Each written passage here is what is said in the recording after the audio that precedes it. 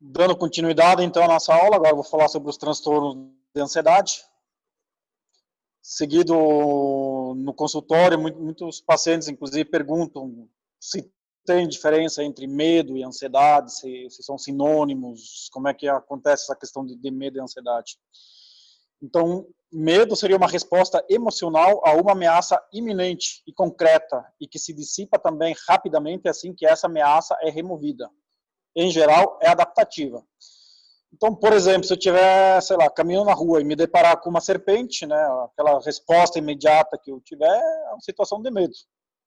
Mas que depois, enfim, me atarefar com outras coisas, assim, eu vou acabar esquecendo. Se no dia seguinte eu sair de casa, me deparar com essa serpente novamente, eu vou ter medo novamente, mas o medo vai ser um pouco menor, no dia seguinte menor, até que vai chegar o dia que eu me deparar com a serpente e vou simplesmente dar um oi para ela e vou seguir a minha vida, né? Isso é normal. Então, o medo é algo bem, digamos assim, do momento. A ansiedade, então, é um desconforto relacionado à antecipação a ameaças previsíveis ou imprevisíveis, associada a comportamentos de esquiva para diminuir o medo e a ansiedade. Em geral, também é adaptativa. Pegando o mesmo exemplo da serpente, então, vamos supor, pela manhã eu tive contato com a serpente, à noite, quando eu for deitar, eu vou ficar pensando, amanhã, se eu encontrar essa serpente, o que eu vou fazer? Quem sabe eu mude o percurso, vá por outro caminho, ou eu leve, sei lá, alguma arma comigo para tentar dar fim nessa serpente, né? Isso seria a ansiedade. E também eu vou ficar pensando alguns dias, eu não vou mais me deparar com aquela serpente e tal, e isso vai se esvaindo aos poucos. E os objetivos, então, a função da ansiedade é preparar o indivíduo a tomar as medidas necessárias para evitar a ameaça ou reduzir as consequências dela. Resumindo, elas preparam sistemas para agir. Aumenta a atividade simpática, né, a questão de luta ou fuga, ainda na questão da serpente, provavelmente a primeira vez que eu me deparei com a serpente, a minha reação seria a fuga, né? Eles ajudam a melhorar a nossa atenção, ajusta a emoção e estimula a memória de trabalho, justamente para a gente tomar essa ação, entre outras funções psíquicas. E o que seriam, então, transtornos de ansiedade? São transtornos que decorrem de ansiedade excessiva, não adaptativa, causam sofrimento e podem estar associados a prejuízos importantes em várias esferas da vida do indivíduo. Voltando ainda para aquele exemplo da serpente,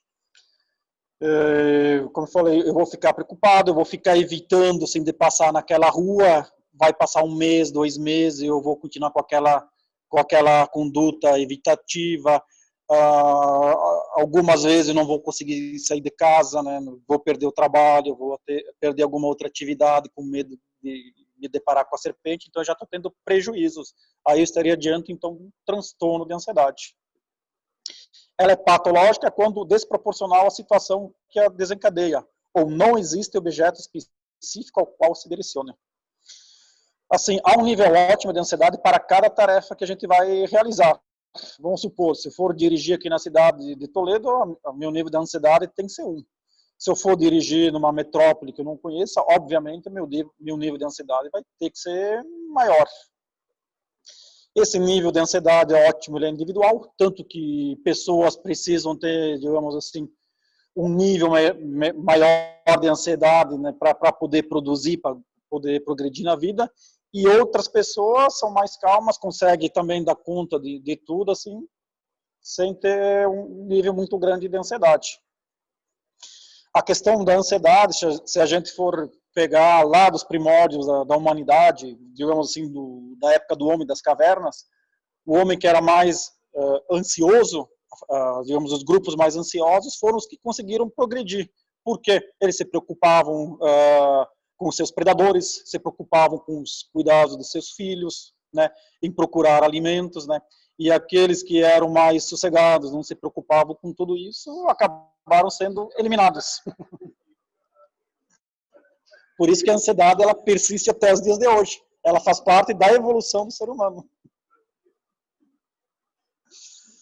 O próprio toque também, se a gente for pegar o toque, também, isso também está documentado, que também, na época, assim, também do mesmo homem das cavernas, aquele que ficava toda hora cuidando, assim, na entrada da caverna, se estivesse entrando algum possível predador, né, e tal, foi o que acabou se perpetuando, justamente por essa repetição.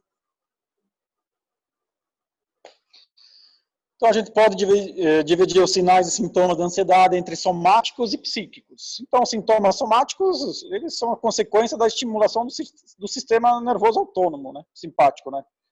Causa, então, taquicardia, taquipneia, vasoconstrição periférica, sudorese, aumento do peristaltismo, náuseas, midríase, né, e piroereção. Alguns efeitos musculares, dores, contraturas, tremores, sinestésicos, a gente pode, parestesias, calafrios, ondas de calor, ondas de frio, adormecimento, né, tudo está dentro do quadro de ansiedade. Alguns sintomas respiratórios, sensação de sufocamento, daquele nó na garganta, sensação de asfixia, de afogamento, né, principalmente nos quadros de pânico, que eu vou falar mais adiante. E os sintomas psíquicos, então, é a tensão, é aquele paciente que está sempre tenso, que não consegue relaxar, nervosismo, aquela pessoa que está sempre apreensiva, sempre esperando que algo de pior vá acontecer. Pessoas ansiosas são muito inseguras em relação a si, em relação ao futuro, né? Apresentam dificuldade de concentração, justamente por essa preocupação excessiva com coisas desnecessárias, acabam não conseguindo concentrar para aquilo que realmente é necessário. E os próximos dois sintomas também são interessantes, né? Que é o sintoma de despersonalização, que é uma sensação de estranheza consigo mesmo, e a desrealização, que é uma sensação de estranheza em relação ao ambiente no qual o indivíduo está inserido. Muitos profissionais, assim, quando se deparam com pacientes com sintomas de despersonalização e desrealização, acabam pensando que são transtornos muito mais graves e tal, né? Mas o mais comum de acontecer esse tipo de sintoma é justamente os transtornos de ansiedade. Não precisamos nos assustar. Quanto à classificação, de acordo com o DSM-5, né, que eu já falei o que é o DSM-5, né, transtornos de ansiedade diferem entre si nos tipos de objetos ou situações que induzem medo, ansiedade e são de alguma forma evitados, e pelo conteúdo dos pensamentos e crenças. Então, a gente vai dar um nome ao transtorno de acordo à preocupação. Por exemplo, o transtorno de pânico, a preocupação do paciente é em ter novos ataques de pânico. A fobia específica, por exemplo, a fobia de barata, é a preocupação em a gente se deparar com uma barata. No transtorno de ansiedade generalizada, então, a preocupação com uma infinidade de coisas. Os transtornos de ansiedade, então, eles são excessivos e persistentes. Eles precisam persistir por 6 meses ou mais. Se a pessoa desencadeia um quadro ansioso, né, vamos supor, mas que se resolve dentro de 2 ou 3 meses, a gente pode enquadrar mais como um transtorno de adaptação. Ele só vai ser portador do transtorno de ansiedade se persistir por pelo menos 6 meses, com exceção do transtorno de pânico, que geralmente é 30 dias. Outra curiosidade, eles são altamente comórbidos entre si, ou seja, o paciente que tem transtorno de ansiedade generalizada, ele pode evoluir com uma fobia específica, é comum desenvolver um ataque de pânico, e assim vai, é uma misturança de quadros de ansiedade ao longo da vida.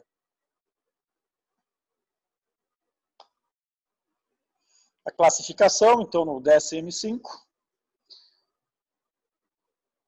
tem os transtornos de ansiedade, separação e o mutismo seletivo, que são mais restritos à infância. Então, não cabe aqui a gente falar a respeito. Eu vou falar mais sobre a fobia específica, transtorno de ansiedade social, ou seja, a fobia social, transtorno de pânico, e o ataque de pânico entra como especificador, a agorafobia, que em relação ao DSM-4, no DSM-4, a agorafobia era um especificador de gravidade dentro do transtorno de pânico. Agora, a agorafobia é um diagnóstico em separado. E se tiver junto com o transtorno de pânico, então seria uma comorbidade, e não mais um especificador. Essa é a diferença do DSM-4 para o DSM-5. E vou falar também sobre transtorno de ansiedade generalizado. Tem o transtorno de ansiedade induzida por substâncias e medicamentos, e transtornos de ansiedade devido a outra condição médica geral. No DSM-4, também vou fazer mais uma ressalva, existia o transtorno obsessivo compulsivo e o transtorno de estresse pós-traumático, que estavam dentro dos transtornos de ansiedade. Agora, no DSM-5, eles entraram em entidades separadas, eles fazem parte de um outro grupo separado, específico para eles. A prevalência, então, são os transtornos mentais mais frequentes na população, em torno de 28% a 30% das pessoas têm algum transtorno de ansiedade. Transtorno de pânico em torno de 3%, fobia social 13%, agorafobia 6%, ansiedade generalizada 3,6% em 12 meses. Aqui outra característica interessante, que a idade média de início é aos 11 anos, diferente dos transtornos depressivos, que geralmente começam mais tarde. Transtorno de ansiedade já começa cedo, ainda na infância, no máximo no começo da adolescência. A etiologia, existe a base genética, né? Herdabilidade varia em torno de 30% a 40%, que também tem sua importância, mas não é uma situação sine qua non, digamos assim, né? A pessoa pode ter transtorno de ansiedade sem ter histórico familiar. E aqui entra a questão dos fatores ambientais. Baixa escolaridade é um fator de risco pela dificuldade de interpretar, de entender, digamos assim, né, o que a pessoa está sentindo e aprender a controlar. Baixa renda, essa sim é diferente da depressão, ela está mais associada à situação socioeconômica. Eventos traumáticos da infância, principalmente perda de um dos pais, abuso físico, sexual, psicológico, né? E eventos negativos ao longo da vida, como perdas na família, entre outros. Então, para uma pessoa ter um transtorno de ansiedade, obviamente ela precisa ter ansiedade e preocupações por mais de 6 meses. São os sintomas nucleares do transtorno de ansiedade. No transtorno depressivo maior, como eu falei anteriormente, os sintomas nucleares são o quê? O humor triste e a perda do prazer. Nos transtornos de ansiedade, os sintomas nucleares para a pessoa ter um transtorno de ansiedade, ela tem que ter ansiedade e preocupações. Outros sintomas complementares também já foi falado, fadiga, esquiva fóbica, principalmente nos transtornos de pânico, na agorafobia, a pessoa procura evitar situações que possam desencadear alguma crise, né?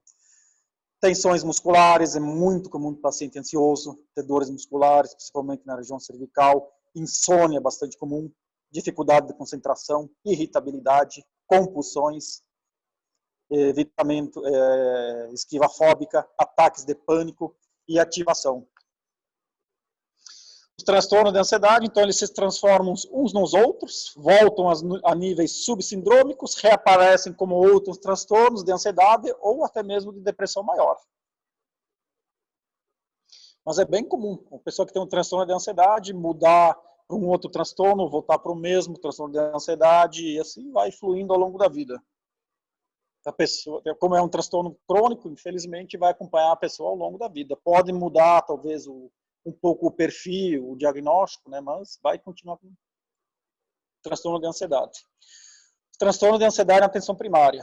Os pacientes geralmente procuram o serviço com sintomas médicos gerais e inespecíficos, como físicos, estresse, psicológicos e problemas do sono. Nunca bom, digamos assim, na cabeça do paciente, ele não tem um problema de ansiedade, né? Ele vai pensar sempre em alguma outra condição médica que possa estar por trás dos sintomas que ele está sentindo. Eles não reconhecem os sintomas como sendo da ansiedade. Essa diversidade de sintomas os levam a procurar outras especialidades, e não o psiquiatra, né? Geralmente, os médicos mais procurados são os cardiologistas, né? Costumam associar os problemas de taquicardia, né? De formigamento, dormência, um problema cardiológico, vão procurar o cardiologista. Questão da dispneia, vão procurar um pneumologista. Dor, tensão muscular, vão procurar o ortopedista, e assim vai. Os transtornos de ansiedade, então, podem exacerbar doenças crônicas, como asma, principalmente, diabetes mellitus e doenças coronarianas.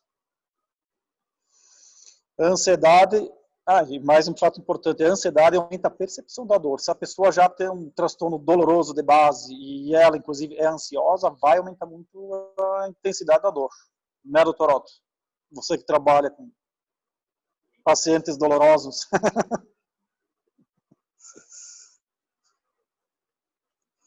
Aqui eu fiz um esqueminha só para mais ou menos ajudar a gente a diferenciar qual a diferença entre ansiedade e depressão. Então, sintomas nucleares da pessoa ansiosa são preocupações e ansiedade.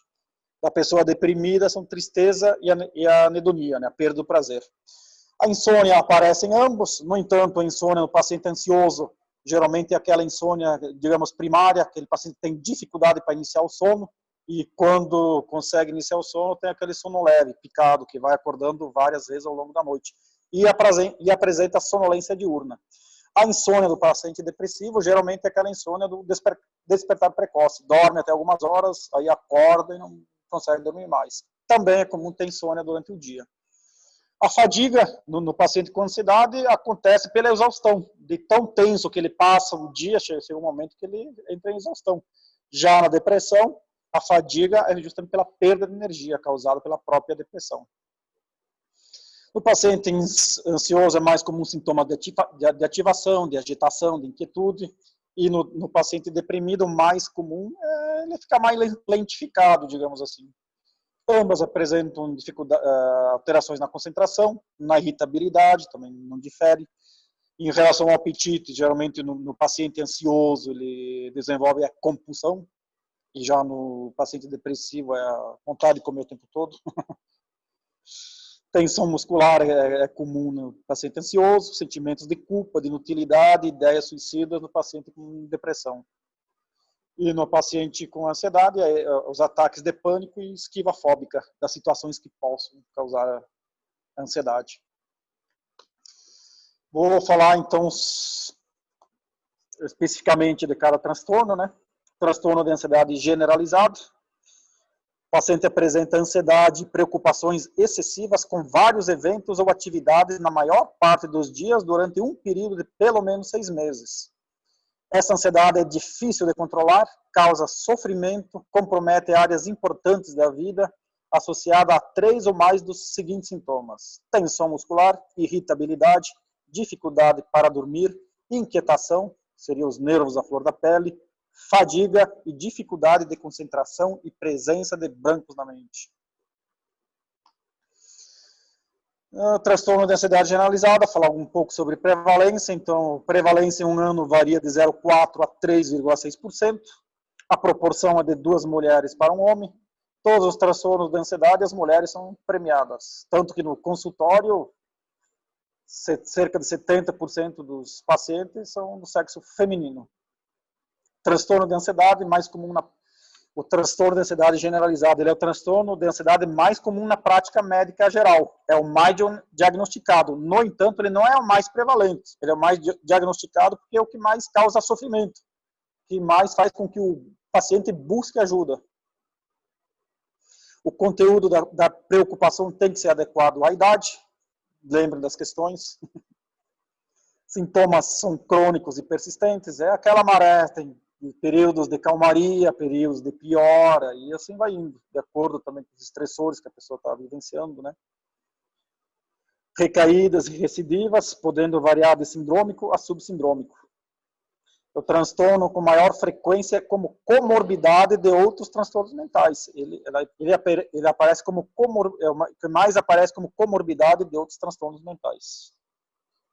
50% a 90% deles, então, têm comorbidades, né? Principalmente transtorno de pânico, abuso de substâncias, depressão, esquizofrenia e transtorno bipolar. Quadro clínico, então, o sintoma central é a preocupação permanente e excessiva com circunstâncias diárias da rotina da vida, com o desempenho no trabalho, com as finanças, com a saúde própria, com a saúde da família, com afazeres domésticos, com compromissos e por aí vai. Tensão motora, então tremores, dificuldade de relaxar, inquietação, fadiga, cefaleia, dores musculares, hipervigilância, né? Ele apresenta insônia, irritabilidade, dificuldade de concentração, antecipações negativas, sempre pensa aquela pessoa negativista, preocupações excessivas, sem propósito nenhum. Uma hiperatividade autonômica, taquicardia, hiperpneia, sudorese, náuseas, boca seca, tontura, urgência miccional, sintomas gastrointestinais, dificuldades de digestão e diarreia. Prejuízos, então, é comum os pacientes com ansiedade generalizada desenvolver abuso de dependência de substâncias psicoativas, principalmente alcoolismo, relaxantes musculares para aliviar as dores musculares e analgésicos, e os benzodiazepínicos.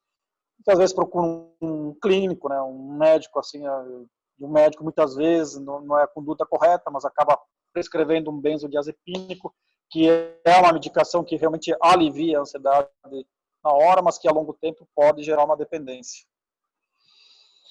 Então, o paciente com ansiedade generalizada, em função de toda essa tensão, dificuldade de se concentrar, a preocupação com o trabalho, e acaba tendo dificuldades no trabalho, no convívio social e no estabelecimento de relações afetivas de boa qualidade. Quando ele se envolve socialmente, ele está sempre tenso, tem dificuldade assim, de se soltar, né, no meio das pessoas, né. Isso pode produzir instabilidade e sofrimento, e vai criando então um ciclo no qual o portador teme a instabilidade e a incerteza. Transtorno de pânico. O ponto central, né, o cerne, digamos assim, do transtorno de pânico são os ataques de pânico recorrentes, e pelo menos no começo tem que ser inesperados. Daí a pessoa passa a desenvolver preocupações persistentes com o fato de ter ataques de pânico adicionais. Preocupação com as consequências dos ataques, de enlouquecer, por exemplo. Alteração no comportamento, que é o que mais incapacita, né? Essa alteração no comportamento significativa relacionada aos ataques faz com que muitos tenham até dificuldade em sair de casa, e é a principal causa de incapacitação dos pacientes com transtorno de pânico. Os ataques não se devem aos efeitos fisiológicos de uma substância, né? A gente tem sempre que descartar o uso de alguma substância psicoativa, né, que pode desencadear. Os ataques também não são explicados por outro transtorno mental, e os sintomas precisam estar presentes por pelo menos um mês. Prevalência nos Estados Unidos é de 2 a 3% em um ano. Também, igual a ansiedade generalizada, 2 mulheres afetadas para cada homem. A idade início dos 25 aos 30 anos. É pouco provável que inicie após os 40. Se iniciar após os 40 anos, a gente precisa sempre investigar alguma causa secundária. Estressores psicossociais podem estar relacionados ao início do quadro, como perda de alguém importante, perda de suporte social, né, principalmente. Pode ser acompanhado pela agorafobia, que seria uma comorbidade, como falei, e não mais um especificador da gravidade, né. Comorbidades, então, depressão. 40% a 80% dos pacientes com transtorno bipolar apresentam depressão, que é a doença mais comórbida com transtorno de pânico. Apresentam maior risco de suicídio, dependência de álcool e outras substâncias, em torno de 20% a 40% de comorbidade. 90% dos portadores de transtorno de pânico apresentam um transtorno mental comórbido. Praticamente quase todos, né? Agora, um ataque de pânico. O que seria um ataque de pânico? É um surto abrupto de medo intenso ou desconforto intenso que alcança o pico em poucos minutos e vai se dissipando, durante o qual ocorrem 4 ou mais dos seguintes sintomas: palpitações ou taquicardia, sudorese, tremores ou abalos, sensação de falta de ar, sufocamento, sensação de asfixia, dor ou desconforto torácico, náuseas ou desconforto abdominal, sensação de tontura, instabilidade, vertigem, desmaio, desrealização ou despersonalização, ou ambos, medo de perder o controle ou enlouquecer, medo de morrer, calafrios ou ondas de calor. No DSM-5, ele pode ocorrer em outros transtornos psiquiátricos que não os transtornos de ansiedade. Ele pode aparecer em qualquer transtorno de ansiedade. Vamos pegar, por exemplo, ele é bastante prevalente no transtorno de pânico. Pode acontecer o paciente com fobia social, no caso que eu estou aqui apresentando, pode ter um ataque de pânico, né? Então, tenso que eu estou. Paciente que tem uma fobia específica, quando se deparar com o evento causal, pode ter um ataque de pânico. Mas os ataques de pânico podem acontecer também em depressão. Digamos assim, vamos pegar, por exemplo, um paciente esquizofrênico, que o conteúdo dos delírios dele são delírios persecutórios. Qualquer situação que ele se deparar, que ele possa se sentir ameaçado por alguma coisa, pode desencadear um ataque de pânico. Aí eu não vou diagnosticar ele como portador de transtorno de pânico. E sim, ele vai continuar com esquizofrenia com os ataques de pânico. A prevalência dos ataques de pânico, então, é de em torno de 12% nos Estados Unidos. Também as mulheres são mais afetadas, a mesma proporção dos sintomas de ansiedade anteriores. Fatores de risco, a negatividade, sensibilidade aumentada, a ansiedade, pessoas que já têm um perfil de serem mais ansiosas, né, desde a infância, né, adolescência. Tem uma relação contínua entre estresse psicossocial e o primeiro ataque de pânico. Perda de suporte social frequentemente antecede o transtorno de pânico. Então, os ataques de pânico têm uma ênfase na vulnerabilidade ao estresse. Então, só para diferenciar, né, o transtorno de pânico e o ataque de pânico, como é que eu poderia dizer? O transtorno de pânico, ele precisa ter os ataques de pânico, né? Então, que a preocupação do transtorno de pânico é em ter novos ataques de pânico. Só que o ataque de pânico não é específico do transtorno de pânico, como eu expliquei, ele pode acontecer em qualquer outro transtorno mental, fora os transtornos de ansiedade, inclusive. O diagnóstico diferencial dos ataques de pânico, então, doenças cardiovasculares, como angina, prolapso de válvula mitral, infarto agudo do miocárdio. Por exemplo, a pessoa que está no ataque de pânico, primeiramente vai procurar o cardiologista, né, para descartar algum problema cardiológico. Doenças pulmonares, como asma, embolia, justamente pela sensação de dispneia, de sufocamento. Doenças neurológicas, epilepsia, infecção, tumores. Doenças endócrinas, hipertiroidismo, diabetes, hipoglicemia, felcromocitoma. Intoxicações, né, por anfetaminas, alucinógenos, cannabis, nicotina, cocaína e o próprio café pode desencadear ataque de pânico em pessoas predispostas. Abstinências também, a abstinência de álcool pode desencadear ataque de pânico, abstinência de opioides e de sedativos. Outras causas de ataques de pânico, deficiência de vitaminas, B12, infecções e labirintopatias. Pode confundir com bastante coisa, né? Vamos falar agora então da agorafobia, que no DSM-4 era um especificador, né, de gravidade do transtorno de pânico. Agora, no DSM-5, ele se transformou numa doença própria. O que é a agorafobia? É medo ou ansiedade acerca de duas ou mais das 5 situações seguintes.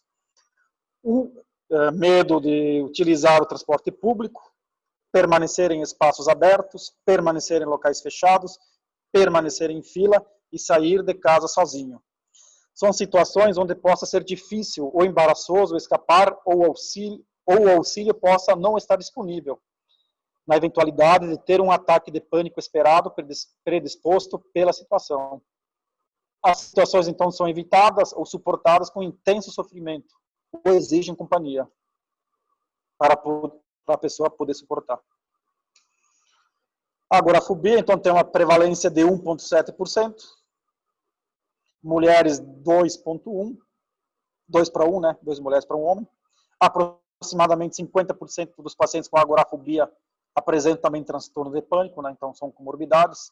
Geralmente também é crônica, e dentre os transtornos de ansiedade é a que tem uma maior herdabilidade. Como eu falei nos slides anteriores, em média, os transtornos de ansiedade têm uma herdabilidade de 30% a 40%. Na agorafobia passa de 60%. Lembra das questões da prova. Pode ser incapacitante, justamente pela dificuldade de sair de casa. Fobia específica, essa é bem fácil, né? É o medo acentuado e persistente, excessivo ou irracional a algo específico. A exposição ao estímulo fóbico provoca ansiedade desproporcional à situação. Né, Otto? Quando você vê uma barata, você sai correndo, né?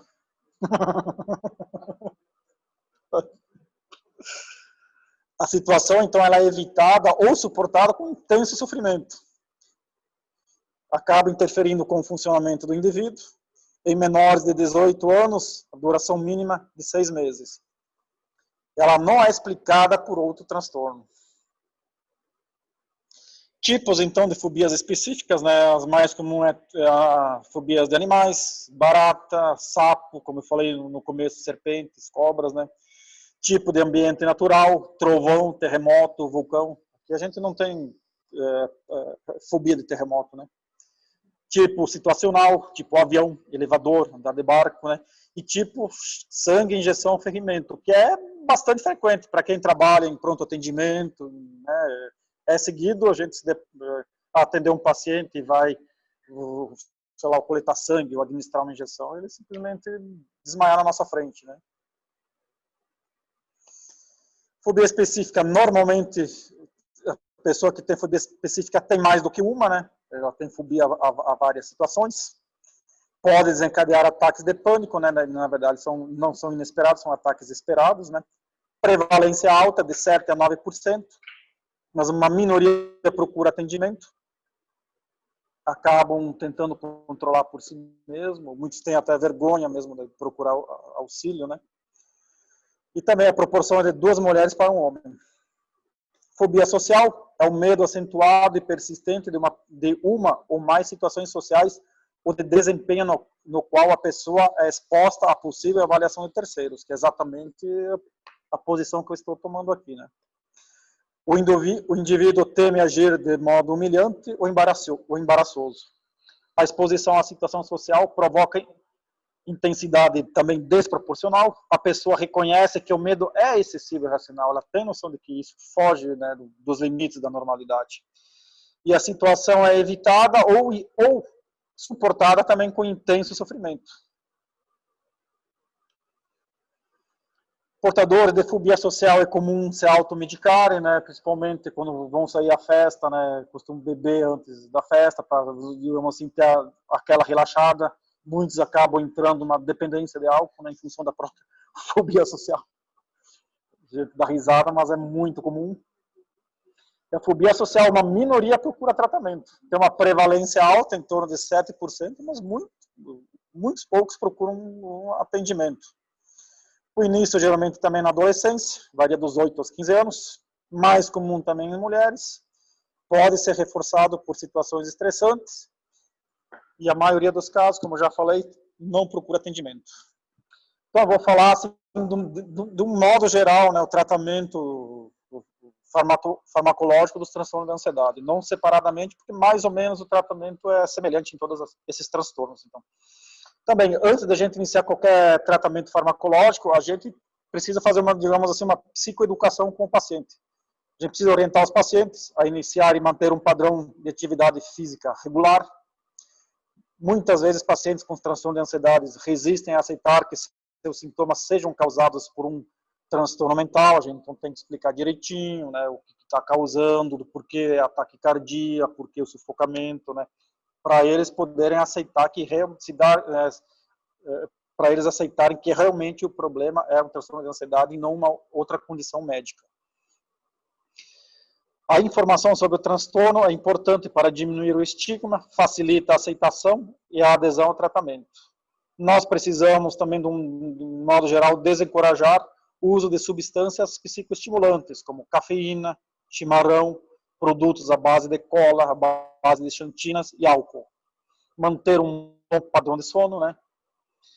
E a gente precisa ter um equilíbrio entre trabalho, descanso, lazer e família, né? Porque sempre quando a gente acaba, digamos assim, concentrando mais tempo em uma dessas áreas, a gente acaba adoecendo. Tratamento farmacológico, então, primeira linha são os inibidores de recaptação de serotonina e os inibidores da recaptação de serotonina e noradrenalina. Em relação aos tricíclicos, a gente prioriza o clomipramina e o imipramina, que tem uma maior ação serotoninérgica. Benzodiazepínicos, muitas vezes são necessários nas primeiras semanas, principalmente no transtorno de pânico, né, que causa muita incapacitação. E os outros medicamentos geralmente demoram alguns dias até começar a manifestar algum efeito no controle dos sintomas. E com os benzodiazepínicos, o efeito ansiolítico é quase imediato. Então, nas primeiras semanas, a gente entra com ansiolítico, mas o objetivo é, dentro de 2 a 3 semanas, a gente sempre tentar retirar o benzodiazepínico. Ultimamente têm sido usados também os ligantes alfa-2-gama, né, pregabalina e gabapentina, entraram até, inclusive, como indicações de primeira linha nos transtornos de ansiedade, né, tratamento dos transtornos de ansiedade. e a terapia cognitiva comportamental. É uma forma de terapia que é padrão ouro no tratamento dos transtornos de ansiedade. Então, é uma terapia que ela é focada na psicoeducação do paciente, ajuda o paciente a identificar os pensamentos e crenças disfuncionais em relação ao transtorno e estimula o paciente ao enfrentamento. Se a gente pegar como exemplo o transtorno de pânico, a medicação age bem no controle das crises de pânico, da ansiedade. No entanto, os medicamentos funcionam muito pobremente na questão da esquiva fóbica, do enfrentamento. E por isso que só com medicação a gente tem uma resposta pouco favorável, principalmente no transtorno de pânico. Aí que entra a terapia cognitiva comportamental, justamente para complementar a ação da medicação, para fazer com que o paciente fique produtivo novamente. Também, mais por termo de conhecimento, a meta-análise mais recente, né, que saiu no Canadá, que foi publicada no Lancet em 2019, ela cita como medicamentos de primeira linha nos transtornos de ansiedade a venlafaxina, duloxetina e o escitalopram. Fluoxetina e sertralina ficaram como segunda linha. Mas na atenção básica a gente vai de fluoxetina e sertralina mesmo.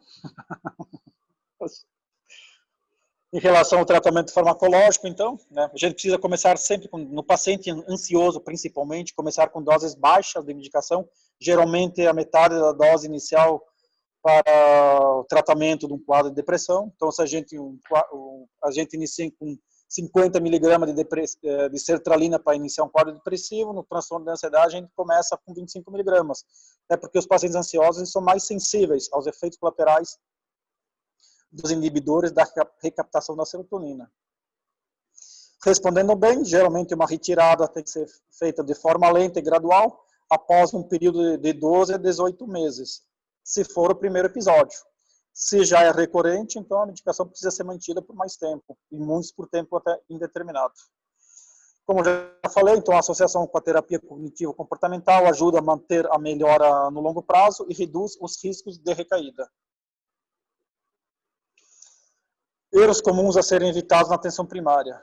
Prescrições de benzodiazepínicos de forma errada e desnecessária, como eu já comentei de falar. Em muitos casos, eles são necessários no começo do tratamento, né? Mas o objetivo da gente é retirá-los ao longo de 2 a 3 semanas, de forma lenta e gradual também.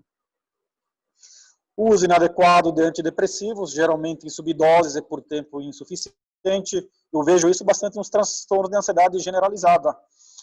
Muitos médicos interpretam como uma doença assim de fácil controle, que vou prescrever lá 20 miligramas de fluoxetina, 50 de sertralina, vou conseguir controlar um transtorno de ansiedade generalizada. Na maioria das vezes, são necessárias doses muito maiores, principalmente nos transtornos de ansiedade generalizada grave, inclusive até doses máximas, 200, 300 miligramas de sertralina, 80, 100 miligramas de fluoxetina. Se há a necessidade de utilização de medicação, ela deve ser utilizada, então, em dose correta e pelo tempo adequado. Não adianta eu tratar o paciente pela metade, né? Em subdose, ele vai continuar ruim, vai melhorar um pouco, mas daqui a pouco vai recair, né?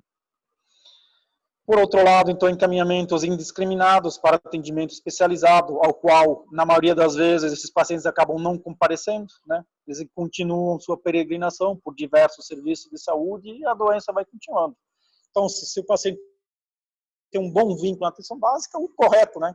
Tentar controlar o paciente na atenção básica mesmo. Conclusões, então, o que tratar na atenção primária de saúde? Depressão leve e moderada pode ser tratada na atenção primária. Atentar-se sempre quanto ao risco de transtorno bipolar e o risco de suicídio. Transtorno de ansiedade nas formas não complicadas, que seriam as formas não complicadas, as que não apresentam outras comorbidades psiquiátricas, que não sejam recorrentes, né? Podem ser acompanhadas na atenção primária também. Os pacientes e suas famílias desenvolvem vínculos com os profissionais de saúde, das equipes de saúde, que os tornam fonte de suporte, apoio e fortalecimento desses pacientes. Seria isso.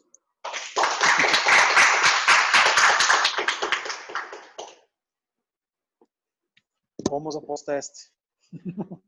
Dúvidas? Sim. Ah, você quer fechar ali?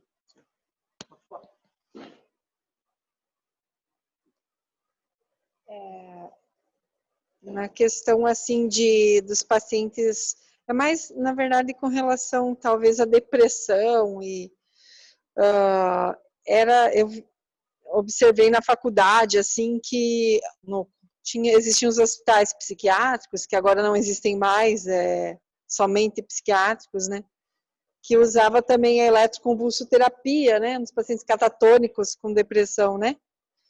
E isso está em desuso ou ainda se usa em algumas situações? Aonde que se usa? Porque não tem mais hospital psiquiátrico e se entra como uma opção de tratamento ou se realmente está em desuso?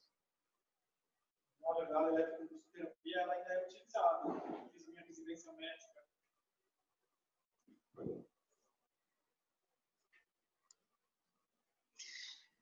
A eletroconvulsoterapia ela ainda é utilizada, sim.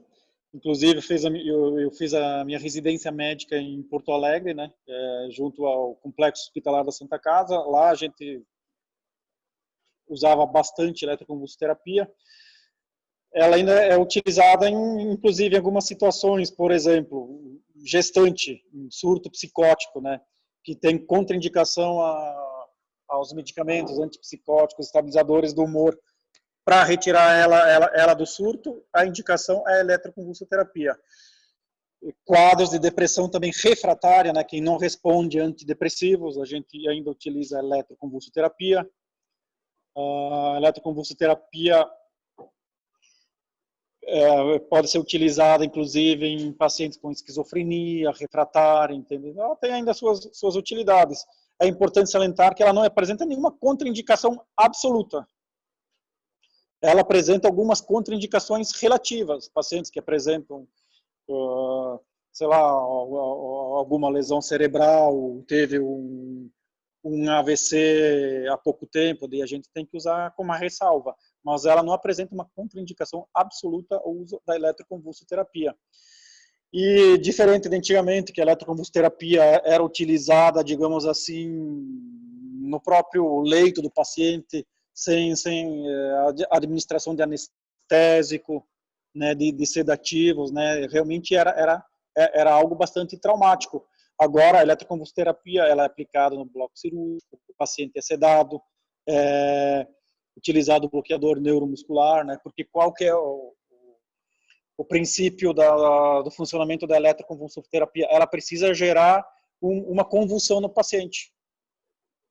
E essa convulsão no paciente que vai ter o efeito terapêutico. Como eu fiz toda a minha formação lá no Rio Grande do Sul, aqui no Paraná, eu acredito que é só em Curitiba esse tipo de serviço. Infelizmente, né? É encontrado, né? Mas ele tem sua grande utilidade, sim. Em relação aos hospitais psiquiátricos, na verdade, eles existem ainda, entende? Na verdade, diminuiu muito o número de hospitais psiquiátricos com a reforma psiquiátrica, né, que aconteceu nos anos 80, né? Foi reduzido muito o número de leitos, né, de hospitais psiquiátricos. Por isso que agora praticamente são internados pacientes muito graves mesmo. Não sei se respondi a pergunta. Sim.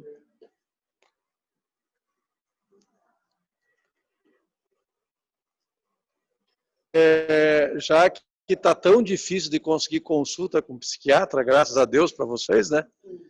Mas o que eu faço com o paciente que está com risco de suicídio? Quer dizer, ele chega para consulta e teve uma tentativa uma semana, ou teve 2 tentativas, ou está falando que vai se matar, e eu não consigo psiquiatra para ele. Psiquiatra só daqui 1 mês, daqui 2 meses. O que eu faço? Qual o tratamento que eu começo?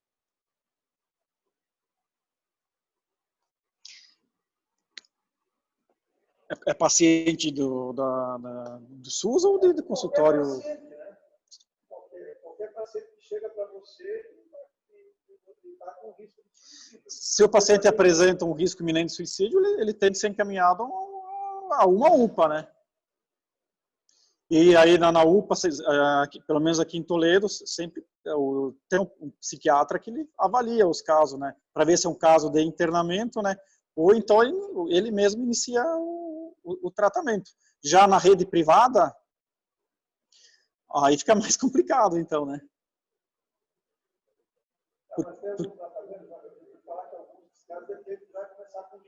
Sim, na verdade, não sei se você recorda que o que eu falei ali até no tratamento da depressão grave com ideação suicida, é indicado já a utilização do lítio, sim.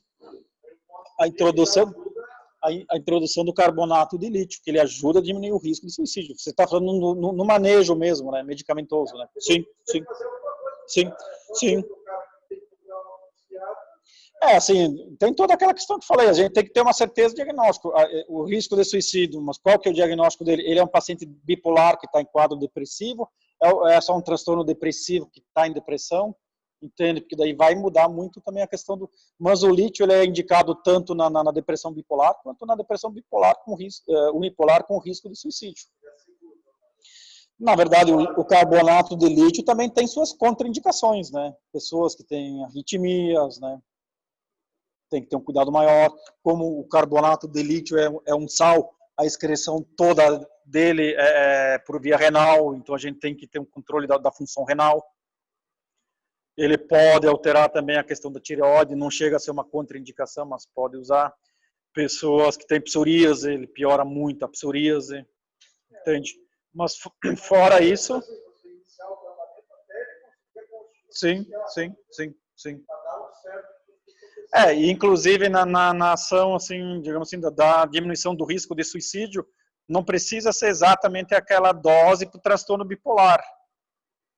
Que para tratamento do transtorno bipolar, uma dose, digamos assim, interessante é pelo menos entre 0,8 assim, a 1 miligrama por decilitro. No tratamento do paciente unipolar que está em risco de suicídio, essa litemia pode ser um pouco menor, pode ser 0,6, 0,5. Eu posso, então, introduzir geralmente 600 miligramas de lítio, assim, tranquilamente. A menos que ele tenha alguma comorbidade, principalmente na renal, como eu falei, né? Certo? Mais questões? Não?